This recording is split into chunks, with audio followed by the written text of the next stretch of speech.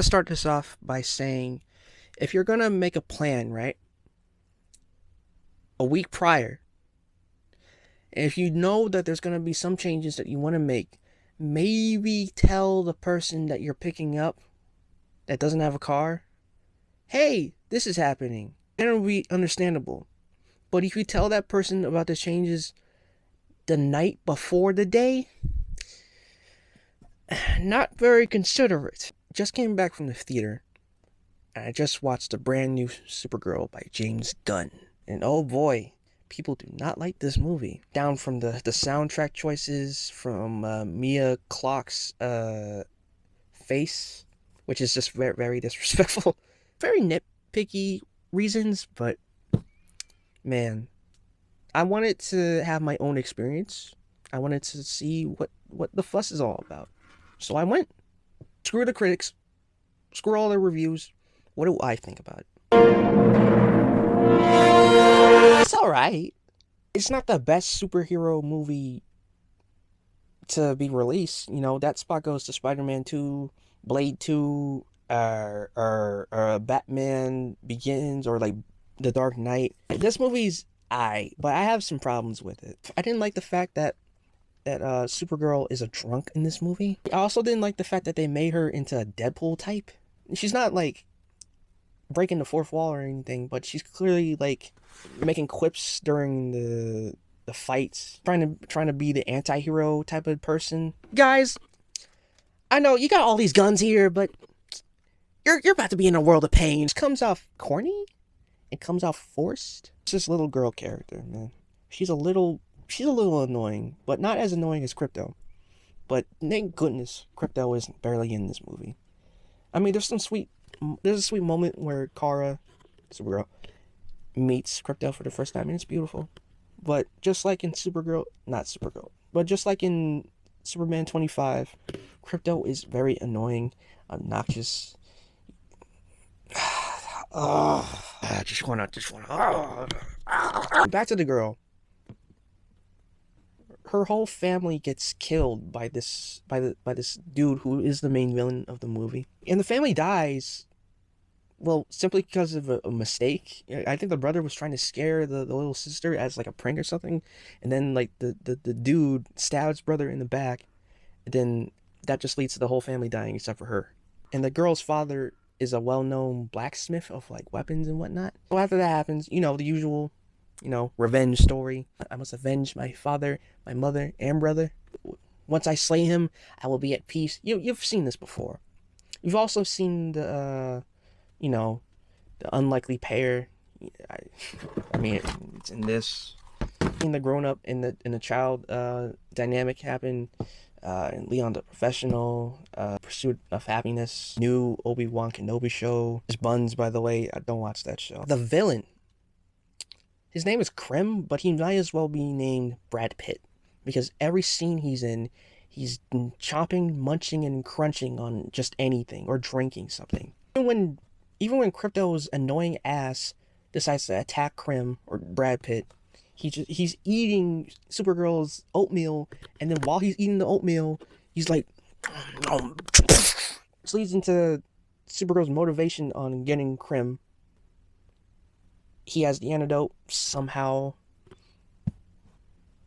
Now that I think about it, why does he have the antidote? He's a killer. Anyway, that's her motivation, so she reluctantly helps her, the little girl, who again is really annoying and keeps getting into trouble, and which leads to Kara, Supergirl, having to save her multiple times. The CGI in this movie is passable, but it's definitely noticeable when they're trying to hide the cheapness of it, because there's like all this smog, all this dust particles in the air, all just a bunch of layering that doesn't work well, and a bunch of green screen. You know what I mean? There's some practical, but the CGI and special effects are like overshadowing all the practical stuff. Supergirl doesn't want this little girl to kill Brad Pitt.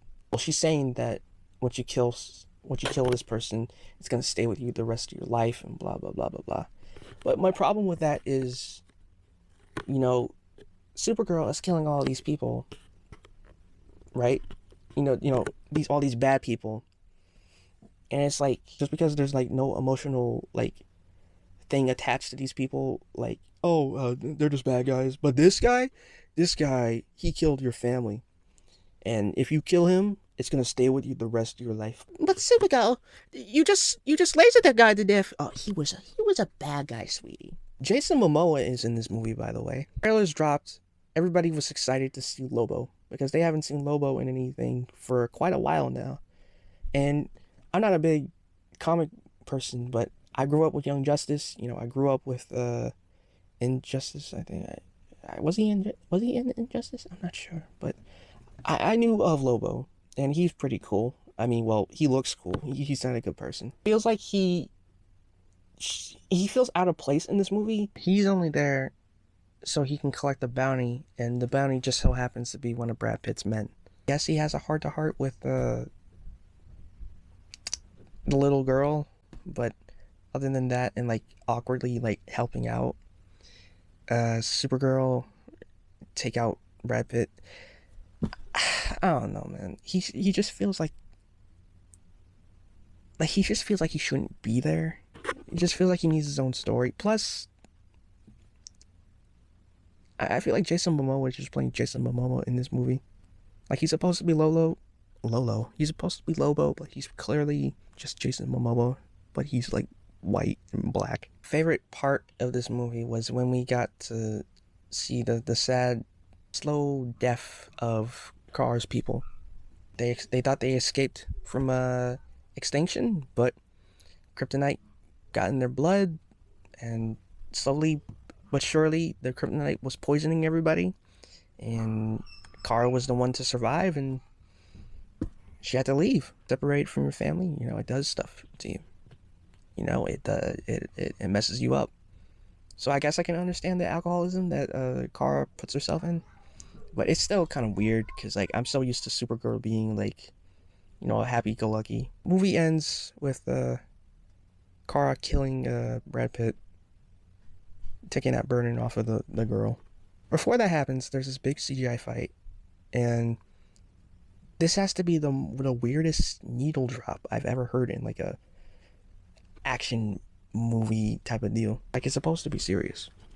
It's supposed to be the climax, and it's just like, I don't know, it just sounds like this. All the single ladies, all the single ladies, all the single ladies, all the single ladies, all the single ladies. That's basically what was playing. I'm pretty sure that's a big criticism that I heard or read about.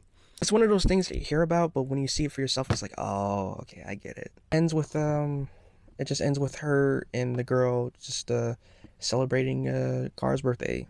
Oh, and annoying ass Crypto gets his cure back or something. No end credit scene.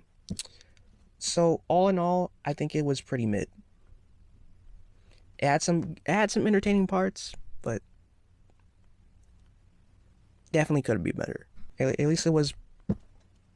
Nah, I don't think it was better than. I think it's on par with Blue Beetle and Shazam 2, but yeah, that's what I thought.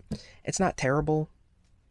Clearly, people have forgotten Joel Schumacher's Batman and Robin. That's a really bad superhero film. Maybe I should talk about it. I don't know. Yeah.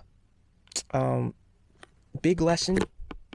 Don't forget to experience things for yourself. You can just go off of whatever people experience and just have your opinion like that. There's nothing wrong with that, but I think there's something special when you make your own memories. That's all I'm gonna say. Have a good night. James Gunn. Get him out of here. Get him out of here.